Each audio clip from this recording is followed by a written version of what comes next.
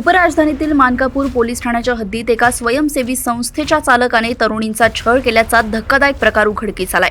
फिकर फाउंडेशन आणि पढे हम पढाए हम या नावांनी संस्था चालवणारा आरोपी रियाज काझी याने कार्यालयात काम करणाऱ्या तरुणींवर विशिष्ट धार्मिक चालीरीतींचे पालन करण्यासाठी दबाव आणल्याचा आरोप आहे। इतकेच नव्हे तर 2 वर्षांपूर्वी एका तरुणीचा विनयभंग केल्याची बाबही तपासात समोर आली आहे।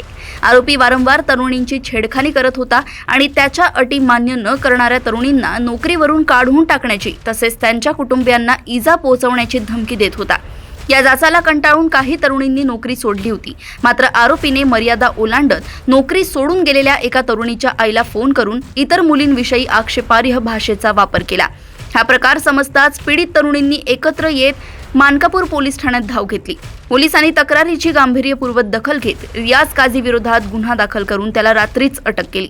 रविवारी त्याला न्यायालयात हजर केले असता न्यायालयाने त्याला 23 एप्रिलपर्यंत पोलीस कोठडी सुनावली आहे। या प्रकरणात आरोपीसोबत आणखी कोणी सहभागी होते का याचा तपास मानकापूर पोलीस करतायत। नागपूर येथून क्राईम रिपोर्टर विशाल यांची रिपोर्ट। त्याच्यामध्ये काही मुली परवा आपल्याकडे आलेल्या होत्या आणि त्यांनी युनिव्हर्सल मल्टीपर्पज सोसायटी नावाचा एक NGO आहे, त्याच्यामध्ये रियाज फाजिल काझी हा आरोपी आहे। त्याच्याकडे त्या NGO मध्ये पगारी तत्त्वावर काम करतात।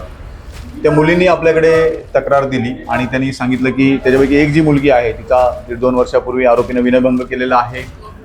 मुलींना तो मुस्लिम चालीरीतींची काही माहिती देत होता आणि 8 दिवसापूर्वी एका मुलीच्या आईला फोन करून आरोपीनं इतर मुलींच्या कॅरेक्टरविषयी काही निगेटिव्ह माहिती दिली, कॅरेक्टरविषयी चुकीच्या गोष्टी सांगितल्या आणि त्याच्यामुळे त्या मुली एकत्र आल्या आणि परवा आपल्याकडे तक्रार दिलेली आहे। याच्या तक्रारीमध्ये भारतीय न्याय संहिता कलम 74, 75(2), 78(2), 296, 302, 356 आणि IT ॲक्ट 66C प्रमाणे गुन्हा दाखल केलेला आहे। सेम डे वरिष्ठांच्या मार्गदर्शनाखाली तपास चालू करून आरोपीला अटक केलेली आहे। आरोपीला काल मान्य न्यायालयात हजर केलं। मान्य न्यायालयाने आरोपीला 23 तारीखपर्यंत पोलीस कोठडी दिलेली आहे। ही जी NGO आहे ती ग्रामीण भागातील किंवा शहरी भागातील स्लम एरियातील लेबर क्लासमधील जे लहान मुलं आहेत जी शिक्षणापासून वंचित आहेत त्यांच्यासाठी त्यांना शिक्षणाच्या प्रवाहात आणण्यासाठी आपण काम करतोय असं आरोपीचं म्हणणं आहे। आणि सध्या आरोपी पोलीस कोठडीत असून 4 मुली विक्टीम आहेत, आपल्यापर्यंत पोहोचलेल्या आहेत। एकच आरोपी यामध्ये आहे आणि पुढील तपास चालू आहे। धर्मांतरण असा प्रकार त्याच्यामध्ये प्रथमदर्शनी नाही आहे। त्याच्यामध्ये फक्त मुस्लिम चालीरीतींची माहिती म्हणजे जसं नमाज पठण आहे किंवा दुआ मागणं आहे याबाबतची माहिती तो त्यांना द्यायचा। मुलीने ते काय अप्लाय केलेलं नाही आहे, त्याबाबत त्या सहमत नव्हत्या, परंतु माहिती तो देत होता। जी कंप्लेंट करणारी मुलगी आहे ती अजून त्या ठिकाणी जॉब करत होती। आता काल परवा तक्रार झाल्यानंतर ती बंद झालेली आहे आणि इतर मुली काही दिवस जॉब करून त्यांनी जॉब सोडलेला आहे।